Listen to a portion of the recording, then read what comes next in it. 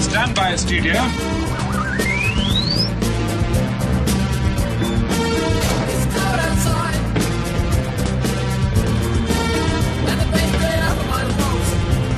By 1979, one woman had become a regular fixture on our television screens Rondo won the titles.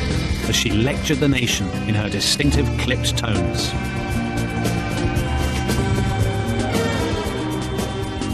Cool, capable, and always impeccably groomed, this was a woman on a mission, determined to drag Britain kicking and screaming into the new decade.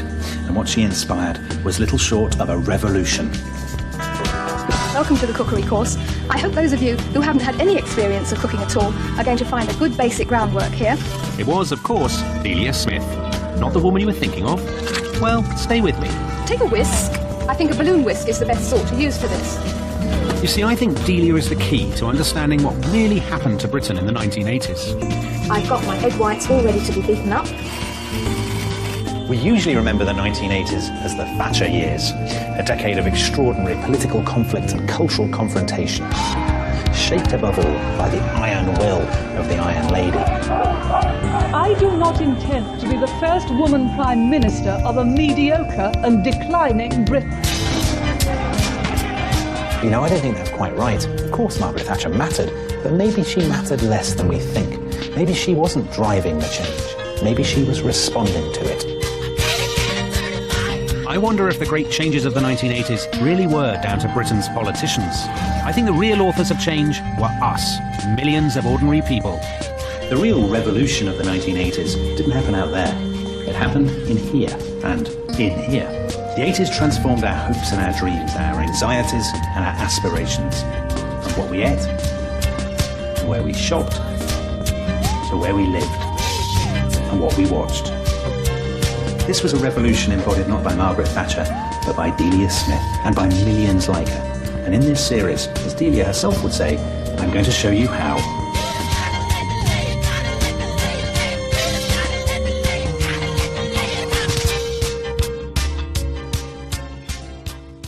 In 55 minutes, we partake of the old grey whistle test. First on to...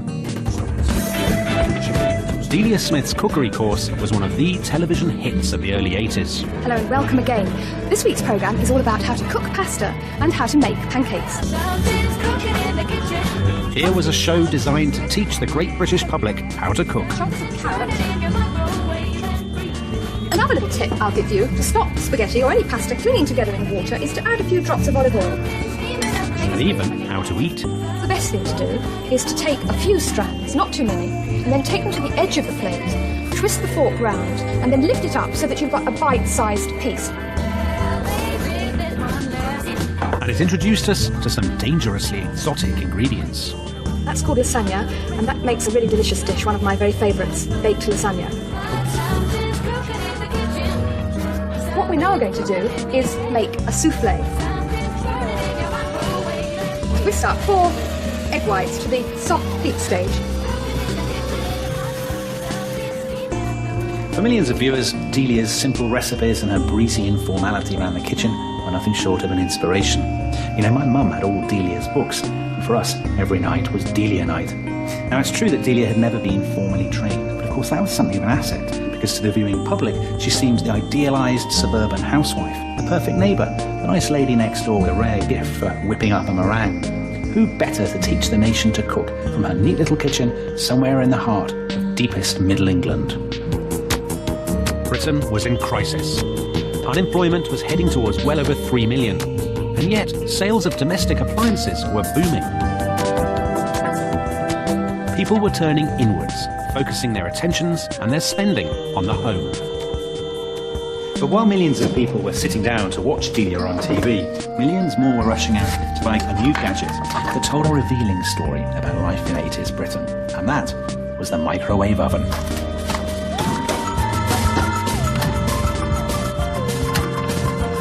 In the first years of the 1980s, microwave sales went through the roof. The future had arrived. A miracle science oven that could cook anything in minutes. Baked potatoes in a flesh, 1 minute per ration. A golden date tart. No fishy smells. Pavlova in 1.5 minutes. 1979 saw Margaret Thatcher sweep to power. but it also saw the launch of the M&S Chicken Kiev ready meal for one. Britain was becoming more fragmented, with more people choosing to live alone and an increase in single-parent families. And more women were embracing the opportunity to work. I think things have got to change because the majority of women do work full-time and have got to work full-time. In a lot of marriages, the woman basically is the breadwinner. Delia Smith knew exactly what this changing Britain needed. Delia's recipes were quick, simple and functional. They were perfectly designed for aspirational working people who were far too busy to spend a lot of time cooking. In 1985, Delia even published this, One is Fun, aimed squarely at readers who lived on their own, then no fewer than 1 in 4 British households. She was, said one critic, spearheading the changes brought by the fast food revolution, freezer technology and working wives, without ever being so far ahead as to be freaky. Freaky or not, Delia Smith was offering exactly what Britain wanted, aspiration and inspiration, perfectly designed to suit the everyday rhythms of modern life. And in Delia's world, it's little wonder that the voters turned to a new kind of political leader. On weekday mornings, like most other mothers, Mrs. Thatcher begins her day cooking breakfast at home for the family.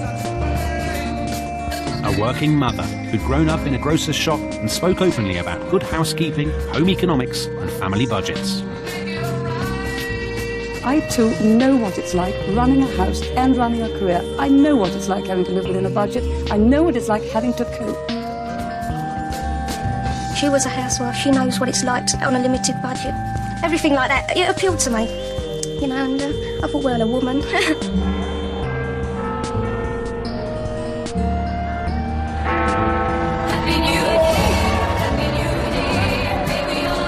As 1980 dawned, the new decade seemed charged with possibility. And Britain's first woman Prime Minister published her call to arms. You're probably reading this sitting at home, maybe with your family around you. In the living room, there's almost certainly a television set, probably a colour molly. In the kitchen, there is more than likely to be a washing machine and almost definitely a fridge. Now, this is very clearly aimed at the kind of people who are watching Delia Smith. But here's the killer question. How many of these items were made in Britain? Once we were the best. We built well and sold well. We delivered on time. People bought British because British was best. Not anymore, of course. Now people were buying German or American or Japanese. And this is what Mrs. Thatcher had come to power, promising to change. So as you raise a glass to the 80s tomorrow night, drink with me to the awakening of Britain. And what all this did was to tap into two very powerful forces. One of them was something new, our growing obsession with gadgets and appliances, home and household. But the other was very old indeed. Our deep sense of national identity, our patriotism, our pride, our bulldog spirit. Some of you may have noticed that for the past few years, Britain has been invaded by the Italians, the Germans, the Japanese, and the French. Now we have the means to fight back. This attempt to turn the domestic aspirations of Delia's Britain into a patriotic crusade would soon produce one of the great icons of the early 80s. Now today this might not look like a car to set Jeremy Clarkson's pulse racing, but at the dawn of the 1980s, the Austin Metro was something of a public obsession. Indeed, I think that never before had the appearance of a new British car been anticipated with such patriotic expectation. Not just a motor car, said one headline, more a symbol of national survival. The new Austin Metro. The new Metro is so aerodynamic that at a steady 50 miles per hour, the Metro HLE gets 62 miles per gallon. Amid the industrial turmoil of the 1970s, strikes had brought our biggest car manufacturer, British Leyland, to the verge of bankruptcy. But by the dawn of the 1980s, new management had tackled the problem head-on and seemed to be winning. Leyland believe that by involving the workers in decision-making, they will not only reduce the number of disputes, they will, as a bonus, improve the quality of their vehicles. We want to prove to everybody that we can make these cars and make the demand that they want, you know, we make a good job as well. We know we can do it. The Austin Metro was their secret weapon. You know, for me this is a bit of a nostalgic treat because my dad had one of the very first models. And of course he was far from alone. Because here was a car that was reliable, affordable and economical. The ideal car for a country coming to terms with industrial decline. But the key selling point, and the one that chimed perfectly with Mrs. Thatcher's bullish rhetoric, was that it was British. The new Austin Metro. A British car to beat the world.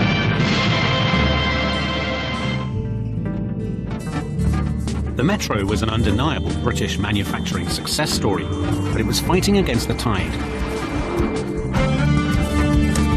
For across much of industrial Britain, the outlook could hardly have been grimmer.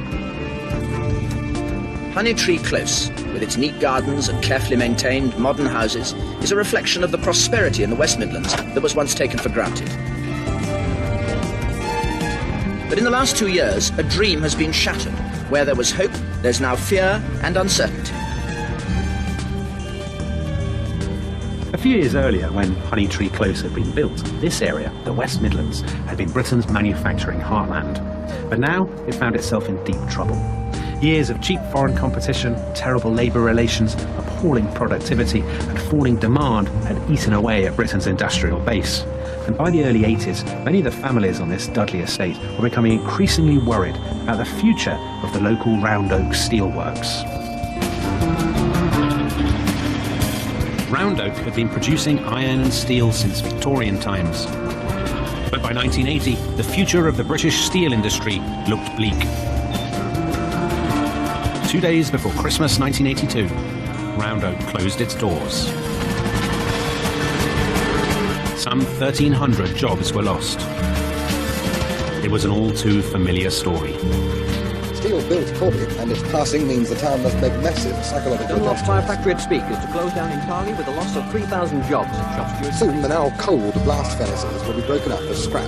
This whole skyline will change.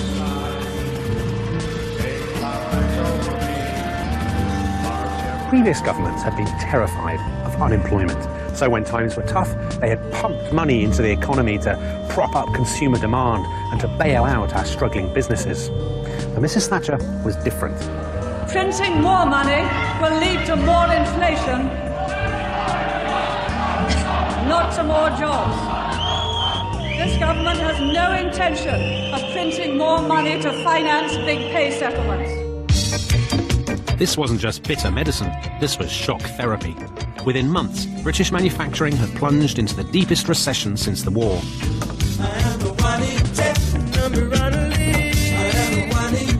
By the end of 1980, unemployment had hit 2 million. In some parts of Merseyside, unemployment has reached 40%. The odds against the unskilled getting a job are 424 to 1. At the time, this was seen, understandably enough, as Margaret Thatcher's recession and Margaret Thatcher's unemployment. Now, she certainly made a very convenient scapegoat, but I think the truth is a bit more complicated. You know, there's a persistent caricature that the Thatcher government just pulled the plug on British industry, and yet in the early 1980s they were actually giving hundreds of millions of pounds to the steel industry alone. And I think the underlying reality is that with or without Margaret Thatcher, industrial working class Britain, this Britain, was always heading for the scrap heap.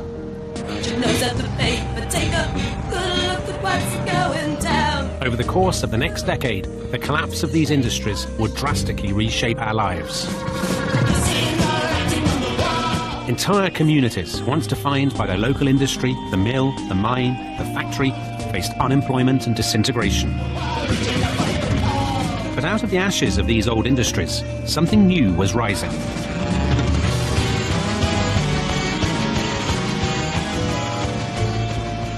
Even before the Round Oak works are closed, the government had declared the area an enterprise zone. Very 80s phrase, that, enterprise zone. And in 1985, work began on this, the Merry Hill Shopping Centre. And in a way, this building tells the whole story of what happened to Britain in the 1980s. The transition from manufacturing to services, from making things to buying things, from the roar of the blast furnace to the ring of the cash register. A brave new world built on credit and consumerism.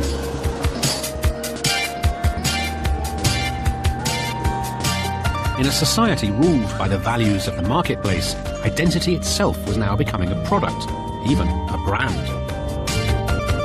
A question less of class than of taste. In the spring of 1980, a brand new publication appeared on the shelves of Britain's newsagents. Its founding father was a man called Nick Logan. Now, Logan had previously been the editor of the NME, as well as the man who'd set up the magazine Smash Hits, so he certainly knew his way around the business. And what he wanted to produce was something glossy and aspirational, squarely aimed at people in their late teens and early 20s, but with their production values of Tapper or Vogue. And what he came up with was less a music magazine than a style Bible. The Face became one of the most influential magazines of the decade. It even had its own advert on TV. What The Face does, Nick Logan once said, is combine racy copy with a lot of photography. People do underestimate the power of a good picture. And for me, what The Face absolutely captured was one of the defining characteristics of the advertising craze 1980s. The idea that consumerism isn't really about the stuff, it's about you, the consumer. It's about who you are, who you want to be, and what you want to look like. It's all ultimately about the image. The Face was keen to champion the new romantic and new wave stars of the early 80s.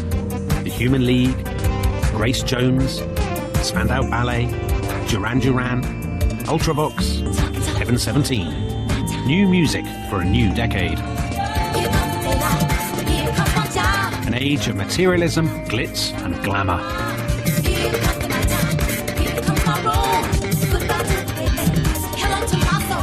You know, I don't think it's an accident that so many of these bands emerged from the old industrial cities of the North and the Midlands, places like Liverpool and Sheffield and Manchester, cities that had been rooted in the old certainties of class and industry, and now, of course, were blighted by unemployment.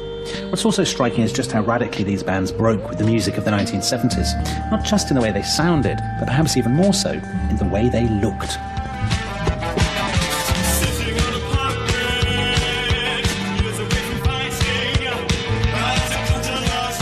Far from attacking the new materialism of the 1980s, many of these bands eagerly embraced the spirit of individual aspiration. My dad was a Ted, you know, he dressed up because he you know, it's, most kids when you're in your teens and early 20s, you do it because you want attention.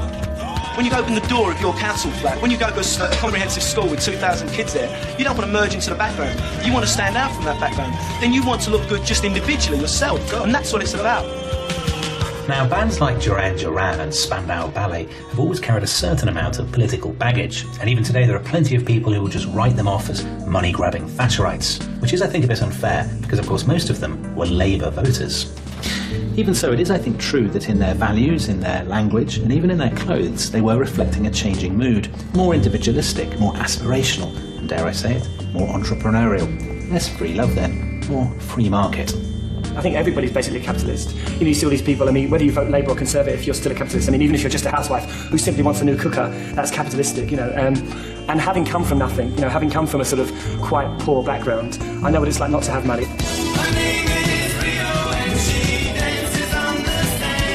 For the new romantics, class belonged to history. The future was all about style, swagger, and the gospel of success.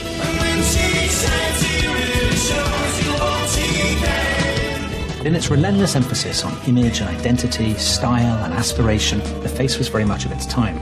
These values would play an enormous role in the wider popular culture of the 1980s, and they were associated with one industry above all: advertising. Remember, this was Delia's Britain, a country obsessed with consumerism and aspiration, so brand identity mattered more than ever. And for Britain's ad men, brand identities no longer just applied to products, they now applied to people. Your after-dinner mints weren't just mints, they were a statement of elegance and sophistication. Your stock cubes a reflection of wholesome family life, with a saucy twist. Remember Preston? Entire social groups were now defined not by class or income, but by what they bought, what they ate, and where they shopped. And to one group of youngsters, wearing the right shirt was a symbol of something more. Tribal, isn't it? I mean, it's like football is just tribal. One tribe on another tribe. Who can go to the next tribe? That's what, I mean, it boils down to human nature, isn't it? By the early 80s, Saturday afternoons had become associated with one thing: football hooliganism.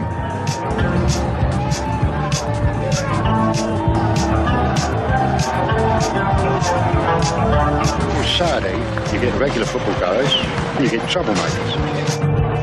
It definitely affects the trade. People are frightened. Football hooliganism was, of course, nothing new. In the 1970s, the back page headlines had been dominated by one punch-up after another. But by the early 80s, it was beginning to feel different. The look had changed. Less flares and bobber boots, more drainpipe jeans and Adidas trainers. And the violence itself had changed too. It was now sharper, nastier, and better organised. Football in the 1980s seemed a national disease. But even as the mob mentality of the football terraces was destroying the image of the beautiful game, a very different game was taking Britain by storm.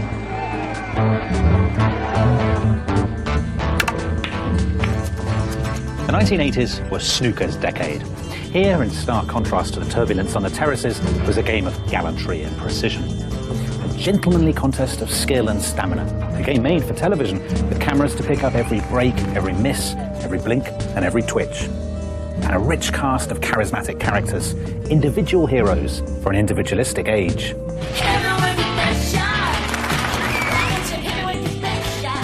There was Alex Hurricane Higgins, Dennis Taylor, Jimmy White, Ray Reardon, Willie Thorne, and of course, Steve Davis. He's breathing heavily as he comes down to this final pink. And that's it.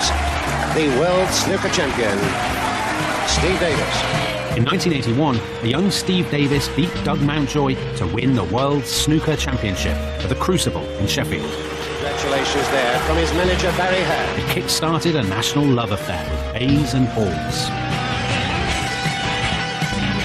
Steve Davis was much more interesting than he pretended to be. Well, a bit more interesting. A working-class South London boy made good, he brought to the table some of Mrs. Thatcher's favourite virtues: talent, ambition, and sheer hard work. But the man who really turned snooker into a global money spinner was his manager, the accountant and promoter, Barry Hearn. The good manager. Hello, Barry Hearn. Also known in the business as Barry Earn. Yes, well, if you're talking about an afternoon and evening, see, if we were in your area, we'd do £12.50 for the night time, but an afternoon session would be an extra £500, so that's £17.50 plus VAT, plus any expenses that Steve incurs. Thanks to Barry Hearn, Steve Davis became one of the highest-earning sports stars of the decade. Not just a sporting hero, but a brand, an 80s advertiser's dream, in any language. And a magnet for corporate sponsorship. Listen, I'm a little bit worried about the gloves. I don't really think they're going to suit this yeah, it could be a bit over the top. Tony, do you want to take off the gloves? The gloves get the big E. All pictures must reflect the clean-cut image of Barry Hearn's boy who gets £25,000 a year to appear in the Star newspaper. Crucially, while football appealed overwhelmingly to young working-class men, snooker's audience went right across the spectrum. Young and old, rich and poor, men and women. Here was a sport that the whole family could enjoy, gathered around the television on a wet bank holiday weekend. And enjoy it we did. The defending world champion, Steve Davis. The 1985 World Championship final. Dennis Taylor battled Steve Davis down to the final frame in an unbearably tense match. Victory rested on the very last ball.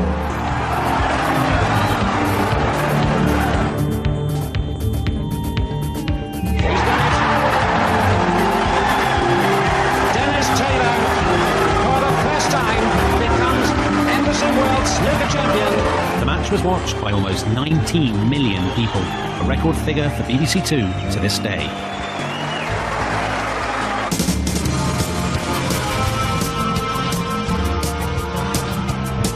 In a world where snooker was taking over from football, new romantics from punk rockers, and service industries from heavy industry, the old assumptions seemed in headlong retreat.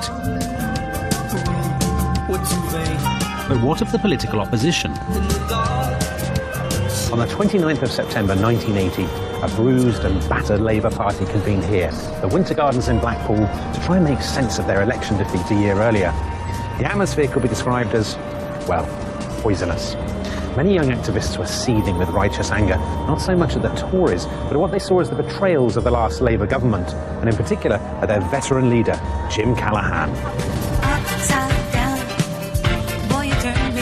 Many of us in this conference are also angry about much of what the last Labour government did and a great deal of what the last Labour government failed to do. And we have the right, comrades, to be angry and to do something about our anger. Between Labour's left and right, the gulf had been deepening for years, but never before had the divisions been so blatant or so bitter. Andrew Foles, MP for Whalley East, and I represent the true Labour Party in Smethwick, not the Workers' Revolutionary Party, nor the militant Trots, who have infiltrated so many constituency parties, as you know. Madam Chairman, the baying of the beast betrays its presence. You can hear them.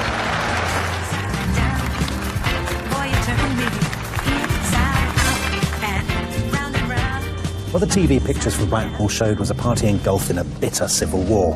This was political theatre at its most luridly melodramatic, a clash not just of big personalities, but of two very different visions of Britain's future. But what all this reflected was a much deeper story that went well beyond Westminster politics, because here was an old-fashioned institution struggling to come to terms with social and economic change, with the decline of the old industrial working classes, the eclipse of the trade unions, and the rising power of social aspiration. And it was under these pressures that the Labour Party was tearing itself apart.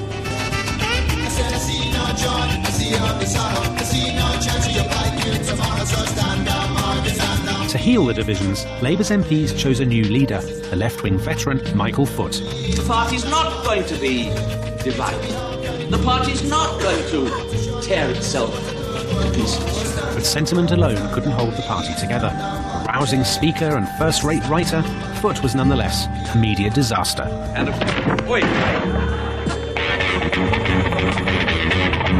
In January 1981, the former Labour grandee, Roy Jenkins, issued a very public challenge. Jenkins joined forces with the Labour moderates David Owen, Shirley Williams and Bill Rogers. And the so-called Gang of Four launched the Social Democratic Party, or SDP. And the trouble didn't stop there. Tony Benn's infinite capacity to surprise and sometimes to dismay has never been better demonstrated than in the early hours of the morning. His decision, made public at 3:40 a.m. to challenge Dennis Healey for the deputy leadership of the party using the new election. In April 1981, the charismatic left-winger Tony Benn casually tossed a grenade into the chaos. By challenging Labour's deputy leader Dennis Healey, Benn was inviting the party to lurch even further to the left. Tony Benn for deputy vote. 25. The result could hardly have been closer. The final decision, and I'll say this now, the votes have been counted 3 times. Tony Benn, 49.574. Dennis Healey, 50.426. If Tony Benn had won, well, then the future of the Labour Party would have looked very different. Funnily enough, though, both the Benn crusade and the short-lived emergence of the SDP were basically responses to the same thing, the tumultuous upheaval in our social and economic life. And so Labour found itself caught between the delights of left-wing purity and the demands of appealing to the centre ground. And of course, for the Labour Party, that particular problem has never gone away.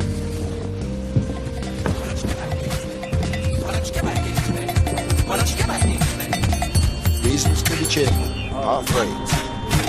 Somebody hurry, the working hurry, and votes. Labour activists weren't alone in struggling to come to terms with the changing mood. All other members must equal votes. In the summer of 1981, Britain basked in the warm glow of the royal wedding. But for all the pageantry and patriotic optimism, some sections of society had fewer reasons to be cheerful. Reasons to be cheerful. Part 3. At the beginning of the 1980s, Brixton was not a happy place.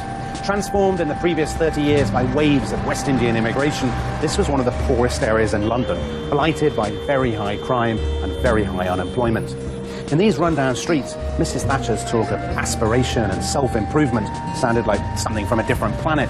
And for much of Brixton's black community, this was an age not of opportunity and entrepreneurship, but one of prejudice, alienation, and everyday racism.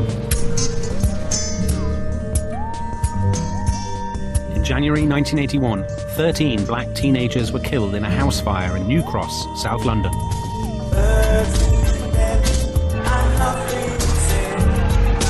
Many local activists blamed a racially motivated arson attack. When no arrests followed, they accused the police of treating black lives as cheap. The capital smouldered with indignation. In Brixton, where relations with the police had long been strained, the mood was especially volatile. Are they really harassing people every day? People have been beaten, kicked. I've seen them at that my whole life to the people. Because they're racist men.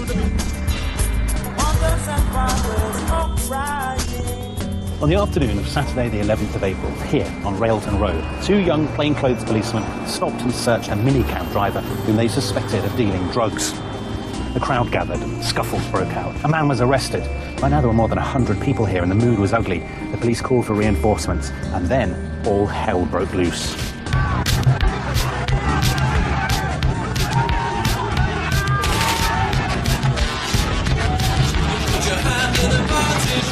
As the fighting intensified, Railton Road became the front line of a running battle. Bricks and petrol bombs were thrown at the police, who called for thousands of reinforcements.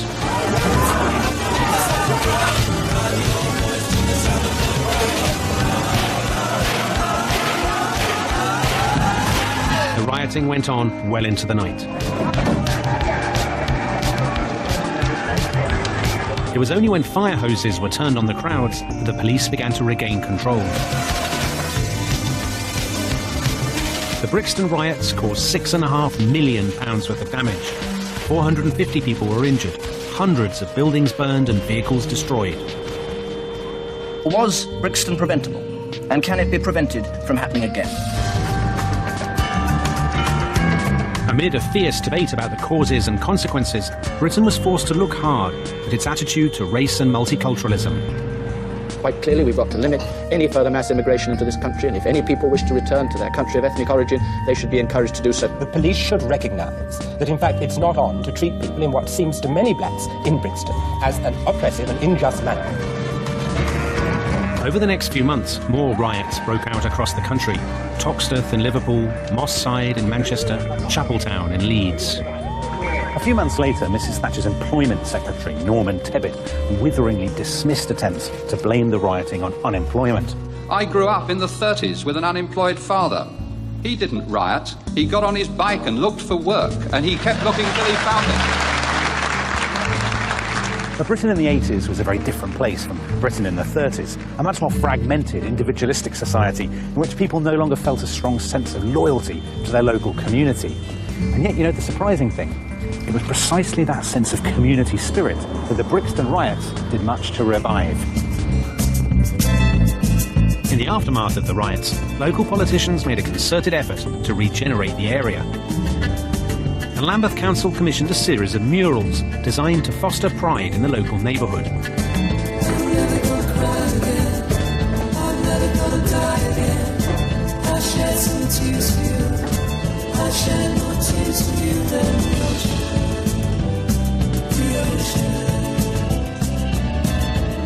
In a decade when people all over the country were carving out new identities for themselves, these murals represented a very different vision of Britishness, tolerant and inclusive, a country of all creeds and all colours. And in that sense, I think it's these murals, far more than the televised images of fighting and looting, that really held the key to Brixton's and Britain's future. Although not the zombie on the end. I think that's actually a bit creepy.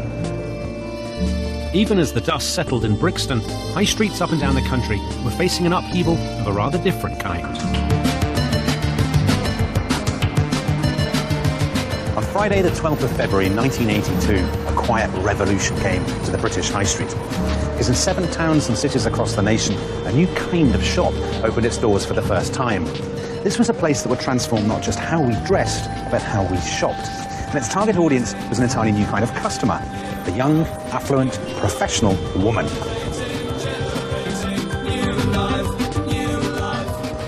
sell stylish clothes from stylish shops to a stylish sector of the market, the upwardly mobile 20 to 40-year-old, and they're outstandingly successful. With so many young women now going out to work, Next were tapping an increasingly lucrative and influential market. And within just 6 years, Next's annual profits had soared from barely £3 million to more than £90 million.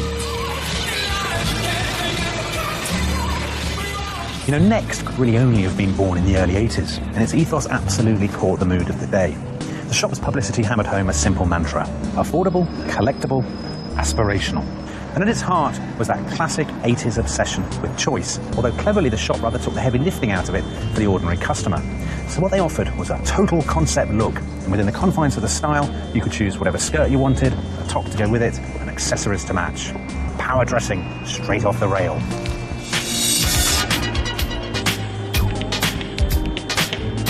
The average Next customer came in to buy just one item and walked out with 5.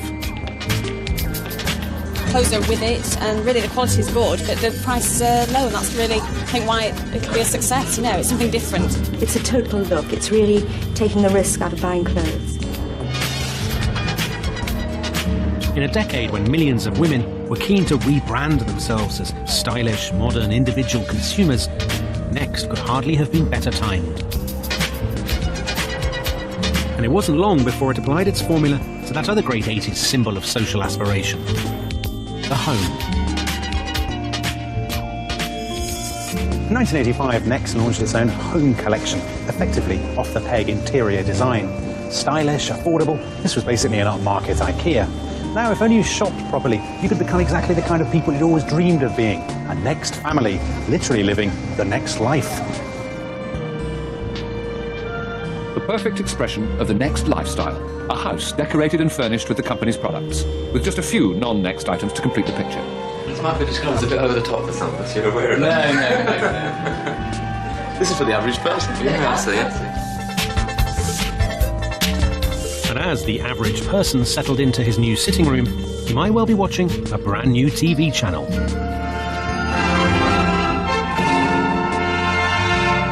Good afternoon. It's a pleasure to be able to say to you, welcome to Channel 4. On Tuesday, the 2nd of November 1982, Britain became a 4-channel nation. The birth of Channel 4 was one of the emblematic cultural events of the early 1980s. In many ways, you know, it feels like a very Thatcherite moment.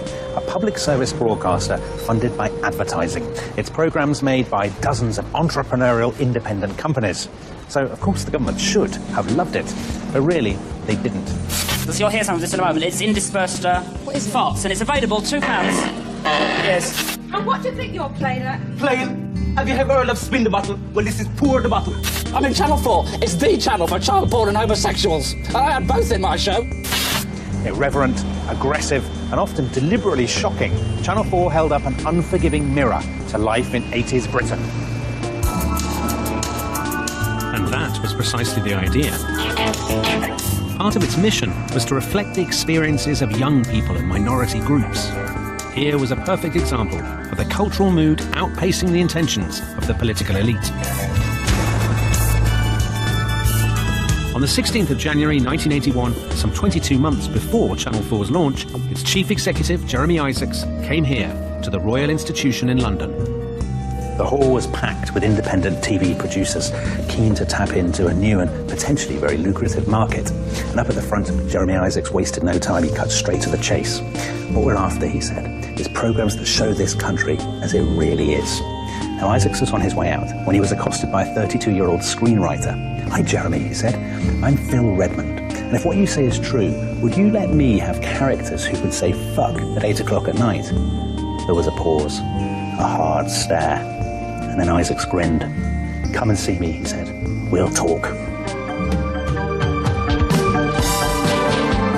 It's just as well they did. The jewel in the crown of Channel 4's opening night was a brand new soap opera.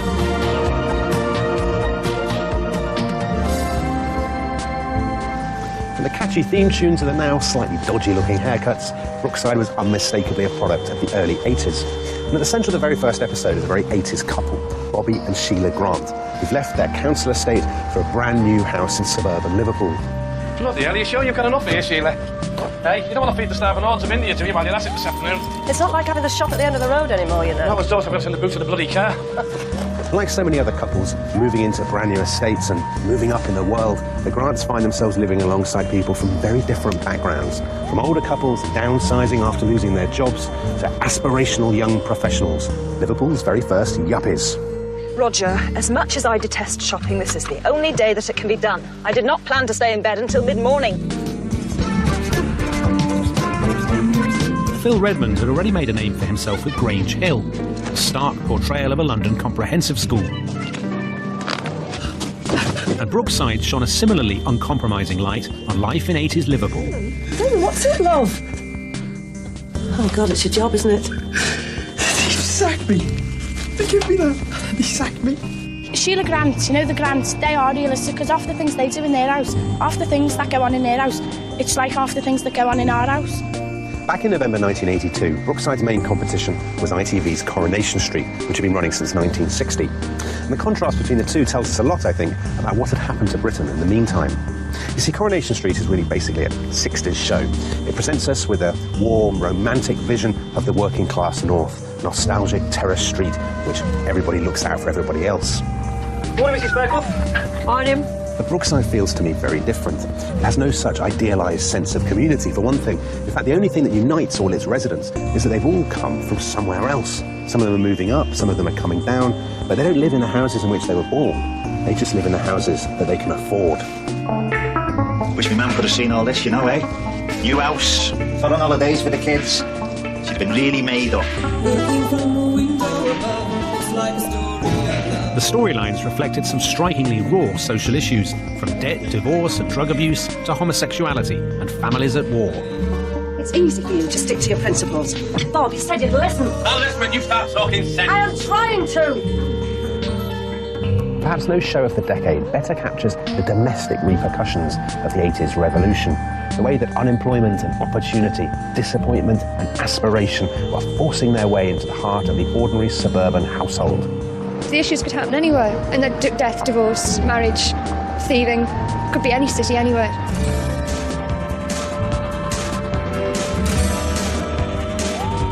As Margaret Thatcher approached the end of her first term, things looked bleak. Unemployment had gone through the roof. By 1983, 1 in 7 of Britain's working population was out of work. Mrs. Thatcher's popularity plummeted. How did Mrs. Thatcher do? What do they think of her now? The answers are very forthright. Diabolical. Unbendable. Dreadful. I think she's lazy.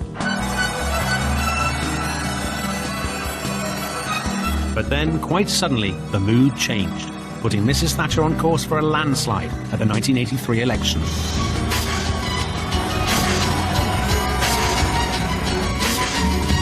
I have no regrets. We had to send that task force. We had to regain those islands for our people. You know, one of the great myths about the early 80s is that Mrs. Thatcher only won re-election in 1983 because the Argentines did her a favour. By invading the Falklands, they supposedly allowed her to banish the images of riots and dole queues and to unite the nation behind her patriotic war effort. But actually, I don't really believe that at all. You see, the polls show very clearly that when most people went out to vote in 1983, they weren't even thinking about the Falklands. They were thinking about jobs and the cost of living and the economy, the classic bread and butter issues. So she didn't win that election in the South Atlantic. She won it in here, or rather, on there.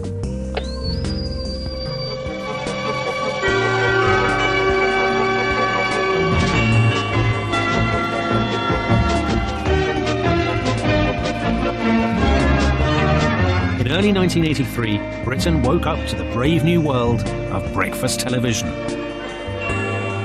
It's 6:30, Monday, January the 17th, 1983. And for the Thatcher campaign team, the ethos of breakfast TV held the key to re-election victory. BBC's Breakfast Time was fronted by Frank Boff, Selina Scott and Nick Ross. And its daily recipe was far removed from the high-minded seriousness of your typical news programme. You see, what people wanted wasn't worthy analysis and furrowed brows. What they wanted was woolly knitwear and cheerful chit-chat. They wanted family entertainment, and who better to provide it than Frank Boff? And this is where the BBC's breakfast show had absolutely captured the spirit of Delia's decade. Every morning it offered home cooking, high street fashion and keep fit classes. Sure, it was fun and it was frothy, but it always came back to the same two quintessential 80s values of domesticity and aspiration. We now have a gentleman whose Christian name is Glyn and whose surname is Christian. He's here with more advice about cooking with microwave ovens. Good morning. Good morning to you. And before long, TVAM was presenting an almost identical formula on ITV. Do you like it? Complete with mildly annoying rat. Hello, good morning and welcome. Mrs. Thatcher absolutely grasped the potential of the breakfast sofa, and so, more importantly, did her spin doctors. Breakfast TV offers a new and potentially important opportunity to the government to explain its policies and measures. Now, this comes from a secret memo circulated in December 1982 by the government's press office. Breakfast TV, it says, is an unknown quantity, but it is predicted to have a lasting impact on the British way of life. The timing of its launch is politically opportune, since we are now in the run-up to a general election. The Labour movement are the real defenders of our country. The Labour leader, Michael Foot, stuck with the traditional formula of mass political rallies.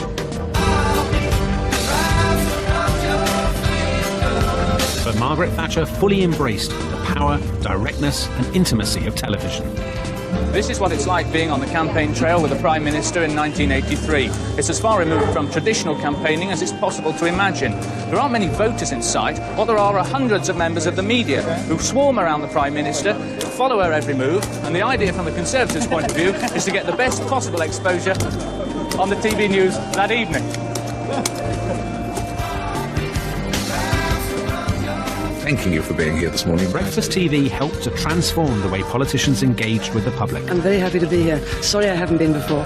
Giving rise to a phenomenon that might best be described as sofa politics. What suits you, Prime Minister? The kind of way I am now, with a classic suit and many, many varied different blouses. And in June 1983, the voters rewarded her with a landslide victory. I think Mrs. Thatcher won in 1983 because better than any of her political rivals, she had grasped the new priorities of 80s Britain, her obsessions with image and identity, individualism and aspiration. Now, who was it who set all that in motion? Well, it wasn't her, it was us. Millions of ordinary people through millions of decisions taken every day in our offices and our shopping centres, our high streets and our living rooms. You know, the grocer's daughter may have come to embody the new spirit of 80s Britain, but she didn't create it. We did, with a little help from Delia Smith.